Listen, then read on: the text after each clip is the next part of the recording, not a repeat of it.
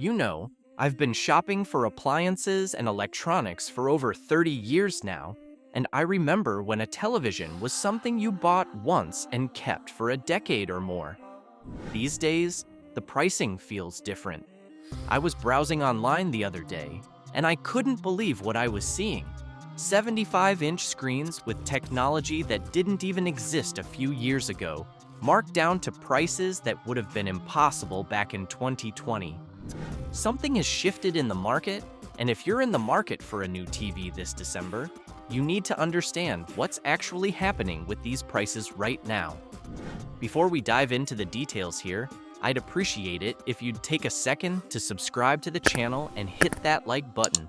It really does help me keep making these videos. And I'm curious, which TV are you using right now, and what problems are you facing with it? Drop a comment below. I read them all, and your experiences help other folks who are trying to figure out what to buy. All right? Let's talk about what's going on with TV prices this new year 2026. Understanding what's happening with TV prices. Here's the situation as it stands in December 2025. TV prices have genuinely collapsed this month, and I mean collapsed in a way I haven't seen in years. We're looking at discounts ranging from 25% all the way up to 50% or more on current and recent model televisions from every major manufacturer. This isn't some gimmick or fake sale tactic. The retailers are genuinely clearing out inventory aggressively right now, and there are some remarkable opportunities if you know what you're looking for. Now, I want to be clear about something right from the start. When I say prices have collapsed, I'm talking about what you'll find online at major retailers like Amazon, Best Buy, and Walmart, primarily. If you walk into a physical Home Depot or a smaller local electronics shop, you might not see these exact same deals. That's not because anyone's trying to trick you. It's because many of these aggressive discounts are on models that are sold exclusively online or through specific retail channels. This is something that's become increasingly common over the past decade, and it's worth understanding how it works. The manufacturers create different model numbers for different retailers. Sometimes these are essentially the same TV with minor cosmetic changes, or slight variations in the remote control or the stand design. Other times, there might be differences in the panel quality, the number of HDMI ports, or the processing chip inside. This practice has been going on for years across all kinds of products, not just televisions. You'll see it with washing machines, refrigerators, even faucets and kitchen appliances. The reason manufacturers do this is straightforward. It prevents customers from easily comparing prices across different stores. If Best Buy has model XYZ123 and Walmart has model XYZ456, you can't immediately tell which one is offering the better deal, even if they're nearly identical products. Now, I know that can feel frustrating, and I understand why some folks get upset when they learn about this practice. But it's legal. It's been standard industry practice for decades, and it's driven by genuine economic pressure. Retailers demand exclusive models so they can compete on something other than pure price. Manufacturers need to keep multiple retail partners happy. It's not a conspiracy or a secret plot to deceive anyone. It's just the reality of how modern retail works. The important thing for you as a buyer is to understand this system exists, so you can navigate it effectively and make informed decisions. Why? This December is different. So why are prices dropping so dramatically right now? There are a few reasons. First, we're at the end of the year, and manufacturers want to clear out 2024 and early 2025 models before the 2026 lineup starts arriving in stores in January and February. This is the same pattern we see every year, but this December feels more aggressive than usual. Second, there's been significant competition in the TV market, particularly from Chinese manufacturers like Hisense and TCL, who are offering advanced features at prices that force the traditional big players, Samsung, LG, Sony, to respond with deeper discounts. Third, the technology has matured to the point where mid-range TVs now offer features that were premium only just 3 or 4 years ago. OLED panels, Mini LED backlighting, quantum dot technology, high refresh rates for gaming. All of this has trickled down to more affordable price points, which means retailers can offer genuinely impressive televisions at prices that would have seemed impossible not long ago. I remember when a 50-inch TV was a major purchase that you saved up for, and 70 inches was something only wealthy folks could afford. Today, you can get a 75-inch screen with advanced picture technology for under $800 in some cases. That's a genuine shift in the market, and it's worth taking advantage of if you've been putting off an upgrade. The top 10 deals you should know about. Let me walk you through 10 specific deals that represent some of the best values I've seen this season. I'm organizing these from budget-friendly options up through the high end. So whether you're shopping for a secondary bedroom TV or looking to invest in a flagship model for your main viewing area, there should be something here worth considering. Starting at the budget end, the Toshiba C350 LED in a 50-inch size is currently marked down to about $170 from an original price around $350.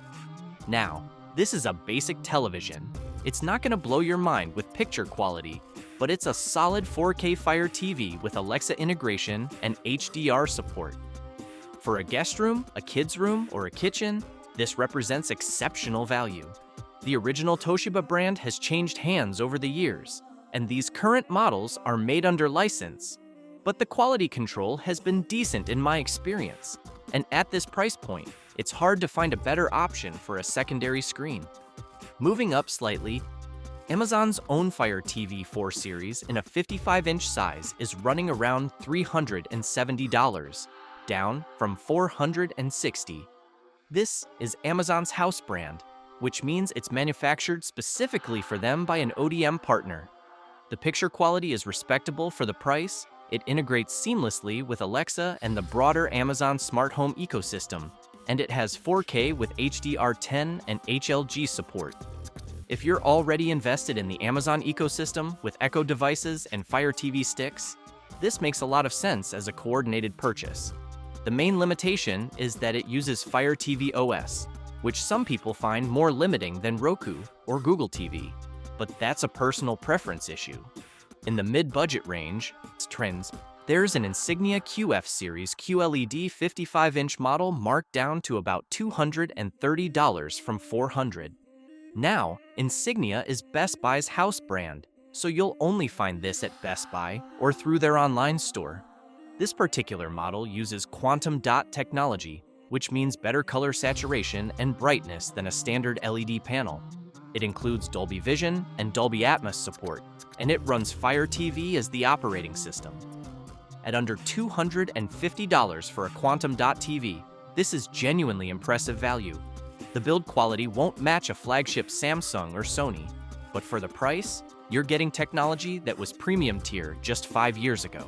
The Roku Plus Series Mini LED in 65 inches is currently around $550, down from over $700. This is one of the best values in the entire market right now. It uses Mini LED backlighting, which means you get much better local dimming and contrast control than standard LED backlighting. It's got quantum dots for enhanced color. It supports both Dolby Vision and HDR10+, and it runs Roku OS, which many people consider the most user-friendly and least cluttered smart TV interface available. Roku also includes a voice remote with a lost remote finder function, which is a small feature that becomes invaluable the first time you need it. At $550 for a 65-inch mini LED with this feature set, this is the deal I'd recommend to most people shopping in the mid-range category. Hisense has been making waves in the TV market over the past few years, and they've got 2 models worth serious consideration right now. The U6 Series Mini LED in 75 inches is marked down to about $748 from over $1,000. This is a massive screen with QLED technology, 144 Hz refresh rate, Dolby Vision IQ, and dedicated gaming features, including Game Mode Pro. For anyone who games on a PlayStation 5 or Xbox Series X, This represents exceptional value for a screen this size with these gaming-specific features.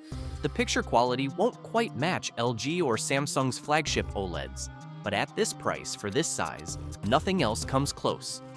Hisense's higher-end U8H Quantum ULED in 55 inches is running around $974, down from $1,200.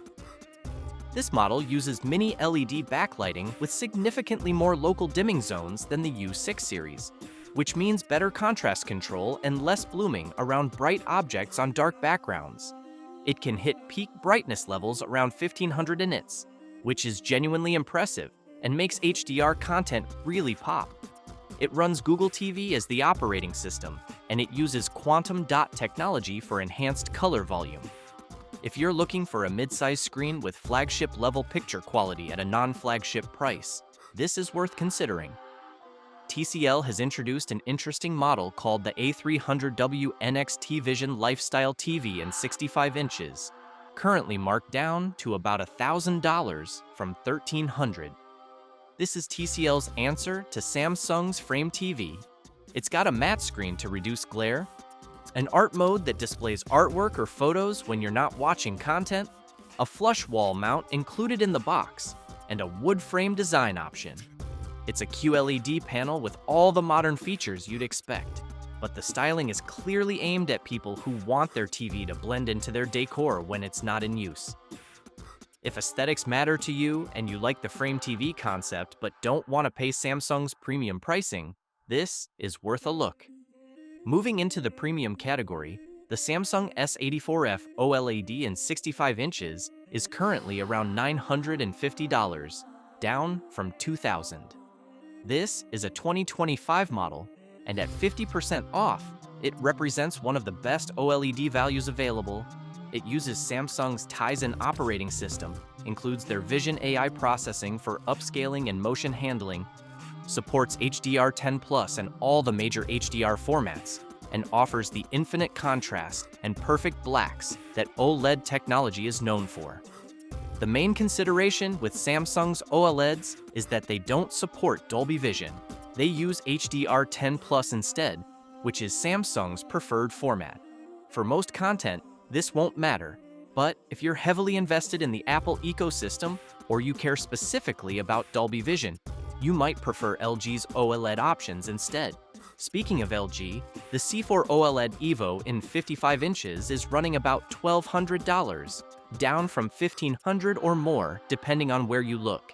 This is LG's mainstream OLED model for 2024, and it's an excellent television.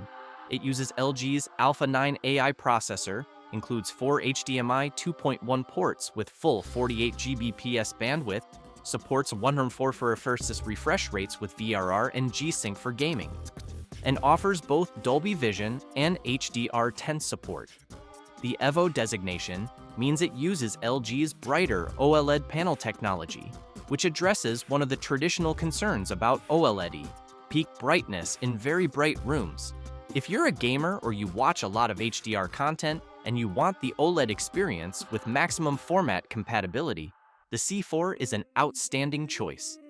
At the very top end, Sony's Bravia 8 OLED in 77 inches is currently marked down to about $2,200 from $3,200. This is a significant investment, but it's also Sony's flagship OLED technology. Sony's approach focuses heavily on accurate color processing and what they call creator intent, the idea that the TV should reproduce content exactly as the director or cinematographer intended. The Bravia 8 includes Sony's Acoustic Surface Audio Plus technology, which uses the OLED panel itself as a speaker along with traditional drivers, creating sound that appears to come directly from the images on screen. It's optimized specifically for PlayStation 5 gaming, and it offers some of the most sophisticated motion handling and upscaling in the industry. If you're serious about picture quality and you have the budget for it, this is genuinely one of the best televisions available. What to actually look for when shopping. Now, regardless of which price tier you're shopping in, there are some practical things you need to verify before you buy. First, check the number and type of HDMI ports. If you're connecting a game console, a soundbar, a cable box, and maybe a streaming device, you want at least 3 or 4 HDMI ports. And ideally, at least 1 or 2 should be HDMI 2.1 specification if you care about gaming features like 120 Hz refresh rates and variable refresh rate support. Second, consider the operating system. Roku, Google TV, Fire TV, Tizen, and WebOS each have different interfaces and different app ecosystems. Some are more intuitive than others, some update more frequently, and some have better voice control integration. If you already use Alexa extensively, Fire TV makes sense. If you prefer Google Assistant, go with Google TV. If you want the simplest, least cluttered experience, Roku is often the best choice. There's no universally correct answer here. It depends on your preferences and your existing tech ecosystem. Online shopping versus in-store experience. One thing I want to clarify, because I know it causes confusion, is the difference between shopping online and shopping in physical stores. Many people have never actually seen televisions displayed in a Home Depot store, and that's because Home Depot's primary business is home improvement, not consumer electronics. They do carry some TVs, but the selection is limited and the pricing is generally not competitive with dedicated electronics retailers or online-only deals. When you shop online at Amazon, Best Buy's website, or Walmart's website, you're seeing prices and models that often aren't available in physical stores. This is intentional. Retailers can offer better pricing online because their overhead is lower, they don't need to staff a showroom floor, they can ship directly from distribution centers rather than stocking individual store locations, and they can dynamically adjust pricing based on real-time inventory and competition. The downside is you can't see the TV in person before you buy it. You can't compare it side by side with other models. You can't get a sense of the build quality or the interface responsiveness firsthand. This is a legitimate trade-off. My suggestion is to use physical stores for research if you can. Go to a Best Buy and look at the display models. Get a sense of what OLED looks like compared to Mini LED. See which operating systems feel most intuitive to you. Take notes on which models you like. Then go home and price shop online, keeping in mind that you might find better deals on similar but not identical models. Final thoughts and practical advice. Here's my bottom line advice if you're shopping for a TV this December. First, decide your budget before you start looking. It's easy to get seduced by premium features and upgrade yourself into spending more than you planned. Know your number and stick to it, or at least don't exceed it by more than 10 or 15%. Second, prioritize screen size and picture technology over smart features. The smart TV platform doesn't matter as much as you think it does because you can always add a Roku stick or Fire TV stick or Apple TV for $50 to $100 if you don't like the built-in system.